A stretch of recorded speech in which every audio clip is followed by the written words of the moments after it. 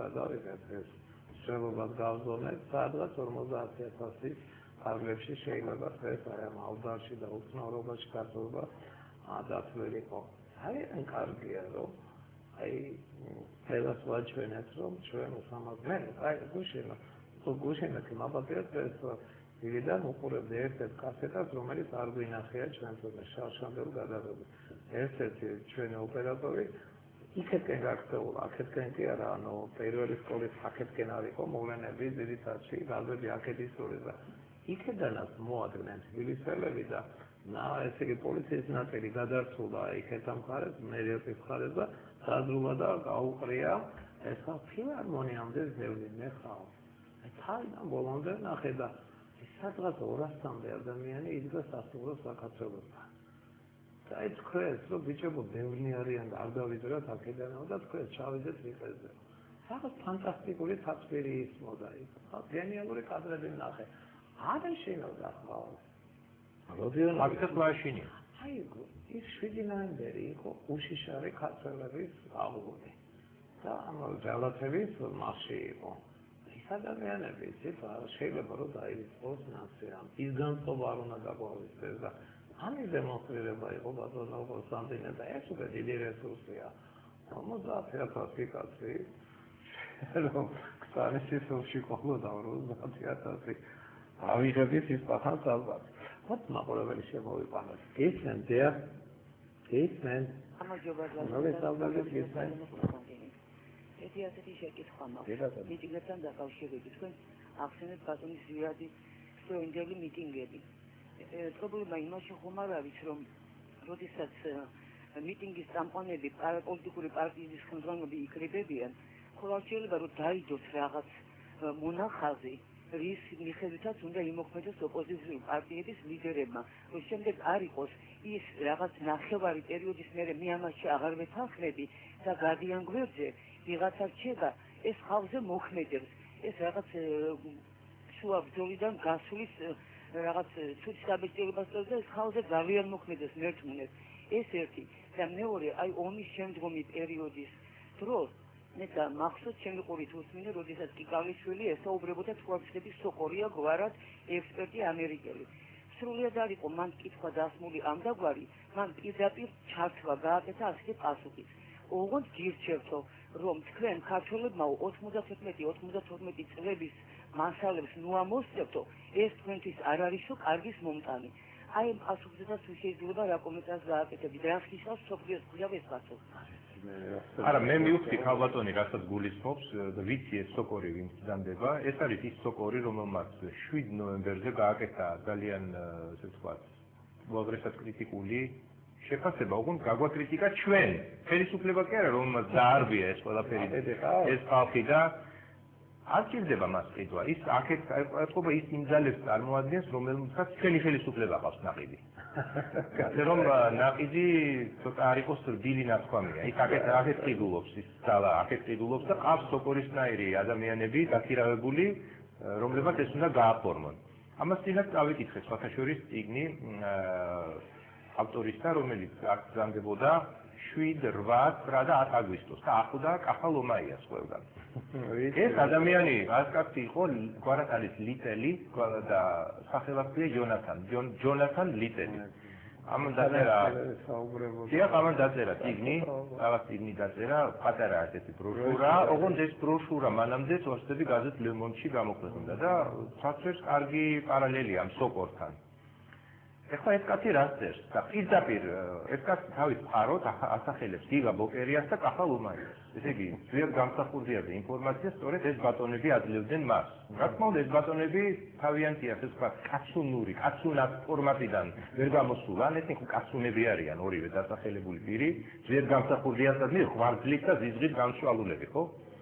ეს კაცი წერს, იმეორებს, რომ ძლიერ გამსახურდია ოსებს ინდოევროპელ ღორებს უწოდებდაო და საქართველოს არაქართველებზეო ამბობდაო, რომ ესენი არიანო უმადური სტუმრებიო და ყველა უნდა, ასე ვთქვათ, ამ ყველას გაქართველება უნდა მოხდეს, პრივატიზაცია, გაქართველება უნდა მოხდეს. აი ზუსტად აქედან ჩანს დამოკიდებულება და აიო მიშელ სააკაშვილის ნაციონალიზმიო ესო უფრო ფრანგული ეროვნული სახელმწიფოს მოდელს უფრო მაგონებს ეს უფრო გასულ ეს გზიერ განსახურდია რასისტი ყოფილა და მიშელ სააკაშვილი ეს უფრო რაღაც უბრალოდ აი ემოციური ადამიანია და გასაკვირველია ის ცდილობს რომ მაინც ალბათ იგივე ლომაიას და ბოკერიას გავლენით ცდილობს რომ სააკაშვილი დაბანოს თუმცა საბოლოო ჯამში ეს წიგნი ასე თავდება. აი მე მინდა ყველა მიცოდეს თუ როგორია ევროპელების დამოკიდებულება. ევროპაში ესე ვთქვათ, იგივე ეს საერთაშორისო ეს ლიტელიც ვერ მალავს ამას და პირდაპირ ამბობს რომ ძირითადი პოზიცია ევროპის სახელმწიფო კაცებისა და ეს ვთქვათ ძირითადი რა თქმა უნდა პრესის მხრიდან არის რომ მიხეილ სააკაშვილს ქცლიან ფიქრურად გაუწონასწორებელ ადამიანად. თიაქ ეგ ვინმე მედვედევი კი ახლის და ვიღაც ლავროვი და ესეთი არა, ევროპელი სახელმწიფო კაცები და ისინი ამბობენ, რომ თუ თქვენ იყავით ჩვენი პარტნიორები, თუ თქვენ ლამის ჩამოიღეთ ჩვენი კარი, გინდათ ნატოში გაწევრიანება სასწრაფოთ, არა?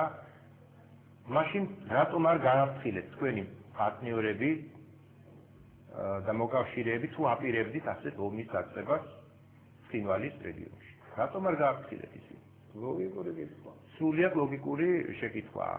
და კიდევ ერთხელ იმეორებს, თავი დაანებეთ, ამოიგდეთ თავიდან 10 მინიმუმ 10-15 წელიწადი აფხაზეთი და სამხრეთ ოსეთი, ანუ ჩვენ სენაზე ცხინვალის რეგიონი. მიხედეთ თქვენს დემოკრატიას, მიხედეთ თქვენს ასე ვთქვათ სახელმწიფოს, ეკონომიკას, კეთილდღეობას და ასე შემდეგ. შეიძლება არა საფრთხე. მაყურებელს ამოწ ბატონო კონსტანტინე რეკლამაზე გავიდეთ, თუ გაცლავა და რეკლამის შემდგომ გავაგრძელოთ საუბარი რეკლამაა ჩვენს ეთერში.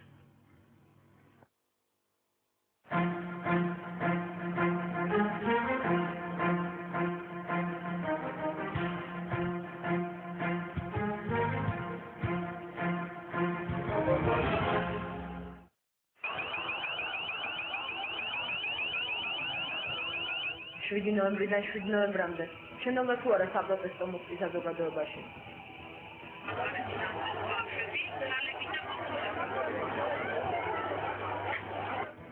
რატომ არ შეიკრიბა პარლამენტის წინ დღეს იმდენივე ადამიანი, რამდენიც გასულ წლის ნოემბერში იკრიბებოდა. ოპოზიციის შეცდომები თუ ხელისუფლების წარმატებები. შეძლებს თუ არა ოპოზიცია მასობრივი საპროტესტო მოძრაობის დაწყებას. 7 ნოემბრიდან 7 ნოემბრამდე ორი არჩევნები და ერთი ომი, დაკარგული ტერიტორიები, გაზრდილი საგარეო საფრთხეები, მრავალნაწილად დაშლილი გაერთიანებული ოპოზიცია, დამხურული მედია სისტემა. 7 ნოემბერი 1 წლის შემდეგ, დღეს თოქ-შოუში ბარიერი.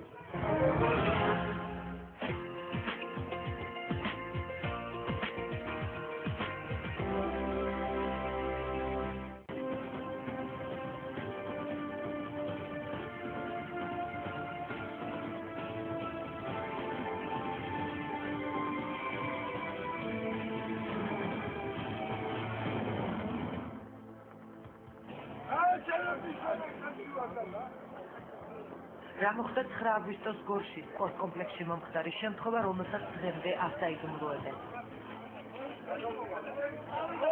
რატომ დაიღუპნენ და დაშავდნენ რეზერვისტები არასაომარ ვითარებაში? სამ რეალურად აფეთქდა და ის აუზი რომელიც ნაფლეთებით აქ არის.